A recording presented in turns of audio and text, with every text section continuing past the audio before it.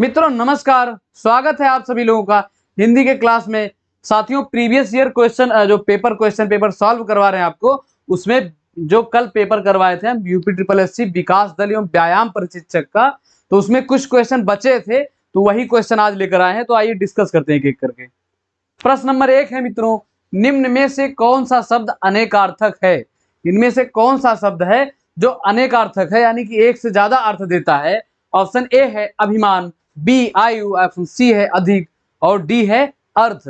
तो अनेकार्थक पूछा है, तो ये अभिमान जो है इसका अर्थ होता है मद, गर्व, और क्या होता है, एक नशा होता है।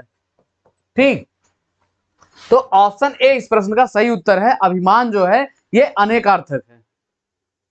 अगला प्रश्न है, निम्न में वर्तमान काल का उदाहरण है, इनमें से कौन सा है जो वर्तमान काल का उदाहरण है?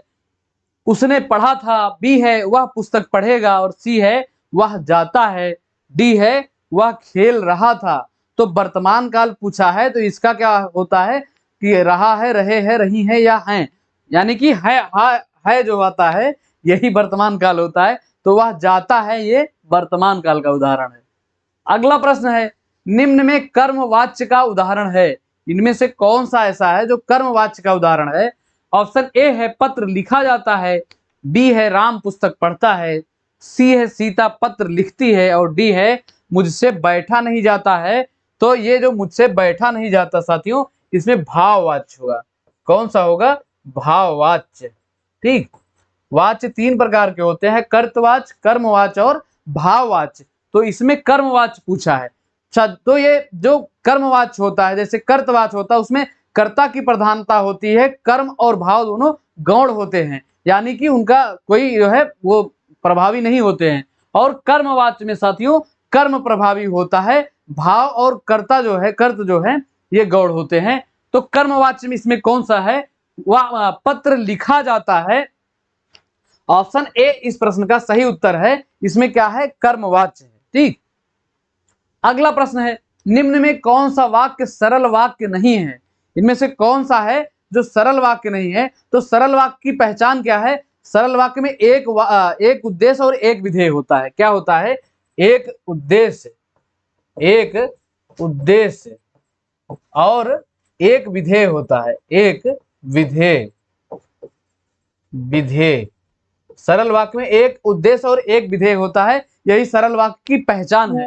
तो ऑप्शन ए है लड़का दौड़ता है, ऑप्शन बी है बंदर पेड़ पर चढ़ रहे थे, ऑप्शन सी है मैंने लड़के को बुलाया और डी है इस मेले का उद्देश्य है कि व्यापार में वृद्धि हो।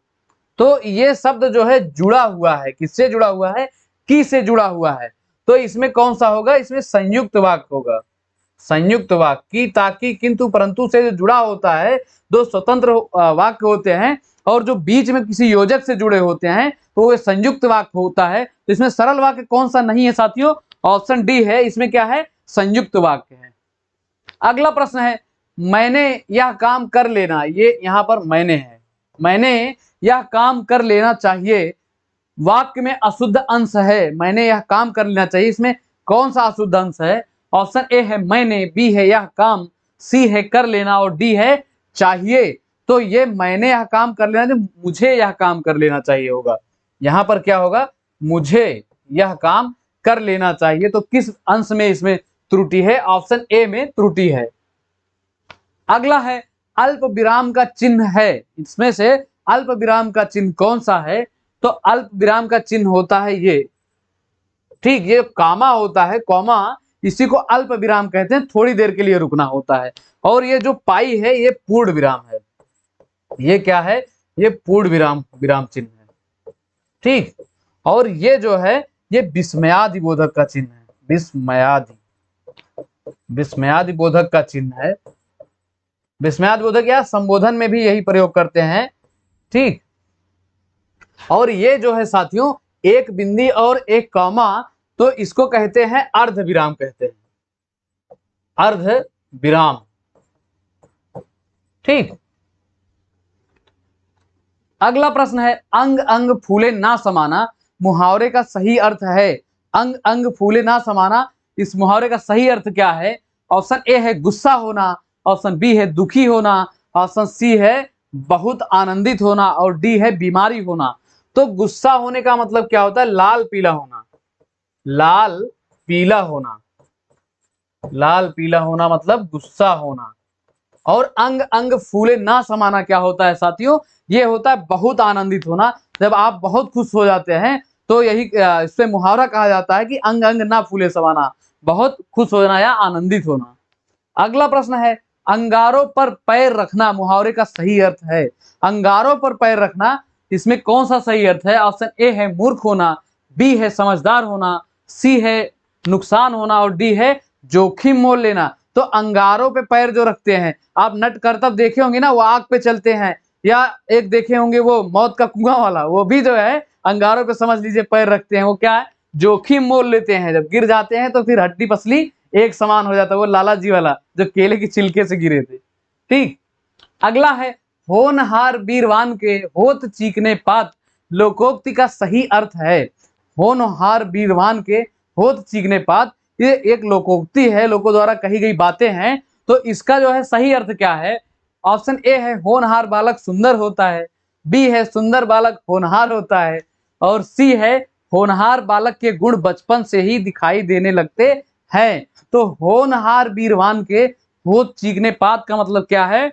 जो होनहार बालक होता है उसके लक्षण बचपन से ही दिखाई देने लगते हैं। यानी कि लोग पहले बता देते हैं कि लड़का बहुत तेज है, बहुत अच्छा कहा, आगे जाए, बहुत आगे तक जाएगा। ठीक, अगला है एक से बढ़कर दूसरे का अर्थ व्यक्त करने के लिए सही लोकोक्ति है। एक से बढ़कर एक का जो है इसका सही अर्थ कौन सा व्यक्त करता है? ऑप्शन ए है समर्थ को नहीं दोष गोसाई, बी है शेर को सवा शेर और सी है सखी न सहेली भली अकेली और डी है उपर्युक्त सभी। तो इसमें जो है एक से बढ़कर एक का मतलब क्या है? शेर को सवा शेर। ठीक, अगला है मूल पाठ का शब्दशः अनुवाद कहलाता है। जो मूल पाठ होता है उसका शब्दशः का मतलब एकदम फोटोकॉपी, शब्द से शब्द मिला हो, मतलब कुछ भी इधर उधर ना हो। उसका अनुवाद क्या कहलाता है? ऑप्शन ए है भावानुवाद, बी है छाया अनुवाद और सी है व्याख्या अनुवाद, डी है शब्दानुवाद। तो जो शब्दशः मूल पाठ का अनुवाद किया जाएगा उसको शब्दानुवाद कहा जाता है। क्या कहा जाता है? शब्दानुवाद किया जाता है। और जब उसका व्याख्या की जाती है मूल पाठ का तो क्या कहा जाता है? व्याख्या अनुवाद। अगला है निम्न में कौन सी बोली उत्तर प्रदेश की नहीं है? इनमें से कौन सी बोली है जो उत्तर प्रदेश की नहीं है? ऑप्शन ए है मेवाती, बी है कन्नौजी, सी है भोजपुरी और डी है ब्रज। तो ये मेवाती जो है साथियों, ये उत्तर प्रदेश की बोली नहीं है। ये कहाँ की है? ये राजस्थान की बोली है। कहाँ की है? ये राजस्थान की बोली है। और राजस्थान की जो बोलियां हैं साथियों, ये 4 बोलियां हैं।